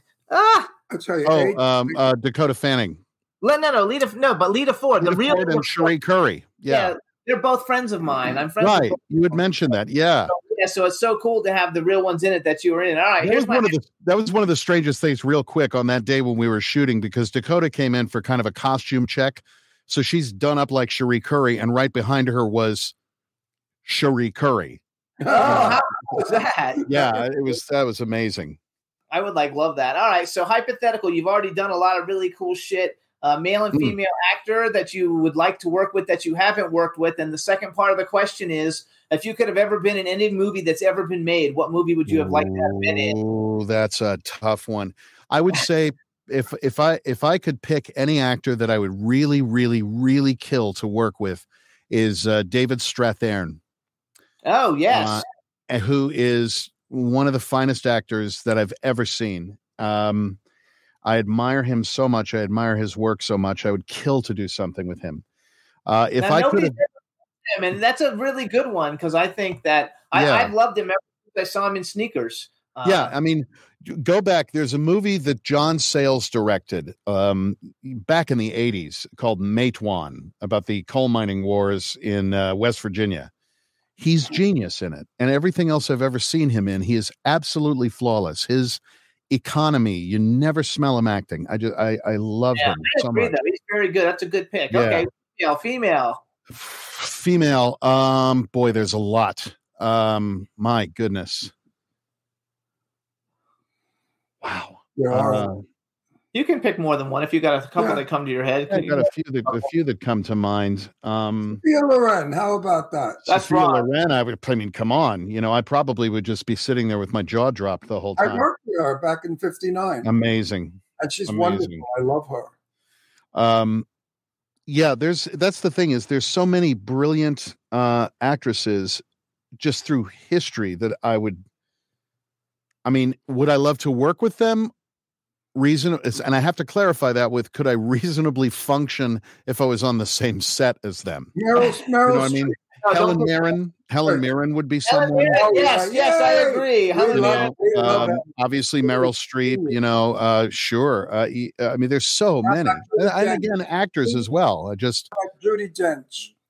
Judi Dench is incredible. Yeah, totally. Judi Dench was the one I would really like to meet. I mean, so many actresses. Which I like. Yeah. Okay, so there's a new young one out there. Her name is Michelle Dockery. Do you know who she is? Brilliant. That's my dream. I'm telling Jimmy to put her in one of his films. Are you doing vapors? It's bad for I am. Oh, don't do that. It's bad for you. Better than cigarettes. No, nothing. Your lungs need air. It makes cottage cheese or popcorn. Not if you get the right stuff. That's actually true. No, anyway, we only have 3 minutes, and I don't want to spend it on his cottage cheese. No, I'm upset because I like him. I'm terribly sorry. I tell you what, I will not when I'm around you, Ron. Out of respect. No, he's doing it for your health. No, he's trying for you for your health. I don't give a shit. But for your health, you're a nice guy. I want you to be as Thank old you. as me one day. You know, take Yeah. care of yourself. So wait, And have you you know ever- what? You're very handsome. What do you look like without all that shit on your face? Like a leprechaun. The only reason why I grew a beard is I have no chin and I've got to be able to put a pillow back in a pillowcase. Do you watch Yellowstone? I haven't seen Yellowstone yet. I don't get to watch a lot of stuff because I'm so busy all the time, but it's something I'd love to be on. I certainly look the part. No, you should get on it. But the girl, I don't even know her name, but the girl who's Kevin, what's his name? Kevin Costner. Kevin Costner's daughter. I think she's probably one of the best I've ever seen in my life. She is so freaking good. She should win everything. All right, but what movie would you want to be in? Casablanca. Oh, yeah. that's a good one. Great Yeah, I mean, I would have to shave. Ingrid Bergman, but with Ingrid Bergman. With Ingrid Bergman, yes, absolutely. Yeah. That's just a film that, what else would I like to be? The Barbra Streisand film, the comedy, What's Up, Doc, with Ryan O'Neal. Really? Would love to have been involved in that. The In-Laws, Peter Falk and Alan Arkin. Well, how would love about, to have been a part of that, What was the Anne Bancroft film, Third Avenue? What was it with Jack Lemmon? Oh, yeah. Prisoner love of Second Avenue? Was that? Prisoner of Second Avenue. Prisoner of Second Avenue. Yeah. You know your shit. I love that film. I grew up with, it's the people I grew up with, I ended up with this vocabulary. I mean, my mother and father came from New York. They're actors. They move into this small town in Indiana. And so my formative memories are my mother and my father and their friends, a bunch of, local guys, all gay men, sitting around having drinks and talking about all of this kind of stuff. And this is the earliest stuff that I remember. So I didn't have the same sort of vocabulary going into school that a lot of my contemporaries did. In fact, I remember everybody tells him he talks like he's from an old Hollywood movie. He even said, when he's thirsty, he doesn't say I'm thirsty. He says I'm parched. I'm parched. No, but my mother was silent movie actress Jenny Gabriel. We got 1 minute. So I grew up with Hollywood. Yeah. I Gloria Swanson when I was 9 years old, watching a Valentino movie at the museum in New York. And I remember going to school and saying that I had just met Gloria Swanson. And the teachers reported me to the principal that I was delusional. There you go. The kids didn't even know who she was. So growing up in a theatrical household was not. You and I have to have a long conversation about this. My grandfather was one of the founding members of the Lambs Club in New York. Okay. So, a theatrical press agent, also with the circus for a number of years and all that. And I know we're pressed for time, but this is, we'll put a pin in this. We'll just bring you back. So everybody follow Ray Porter on Instagram. He's at @the.ray.porter. On Twitter, he's at @Ray_Porter. We want to thank you so much for coming on the show. It was Thank you for having me, gentlemen. What a privilege. Thank you. I'm about to talk to you now. I didn't at the thing because I was all over the place. I